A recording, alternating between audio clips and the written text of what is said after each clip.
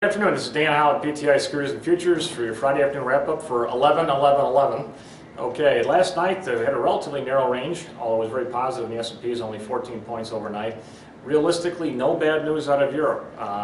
We have a couple of names tossed out to who might actually replace the governments, but nothing official yet. But the fact that we actually have people was considered to be pretty positive, and no other real bad news came out. Also, the Italian 10-year note continued to fall. The interest rate on it continued to fall. So it's back down substantially below 7%, which is kind of what we expected for this week because we knew that ECB would be buying some bonds, and they're limited on how much they can do, but short term they can have some effect, and that's pretty much baked into the rate right now.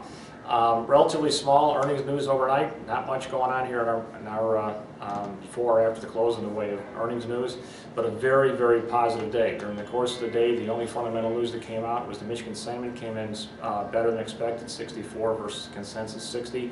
Obviously that's good, have an impact on retail sales going into Christmas as well as car sales. But a very strong day on an exceptionally low volume because it was a banking holiday, so there was no cash bonds traded, and it was very, very thin in our bond market. But the SPX closed up 24 to 1263. The Dow closed up 259 to 12153, blasting back through the 12,000 level again. So we've gone through there both directions many, many times in the last couple of weeks. NASDAQ closed up to 2678. Dollar very negative today at 76.90, down 93. Gold positive, up $29. Also oil up pretty good.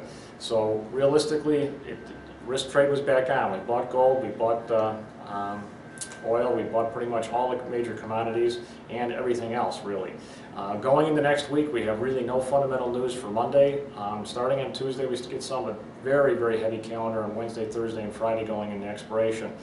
Realistically, though, this is all about Europe. If they have anything bad news comes out over the weekend, we're off to the races again because realistically, if the Italian bonds gets to 7% and stays there, because realistically the ECBs probably can't continue to buy. If it does stay there, you know, they're on the road to another bailout. I'm not exactly sure who has the money to do it with Italy. This has been Dan Howe, PTI Securities and Futures.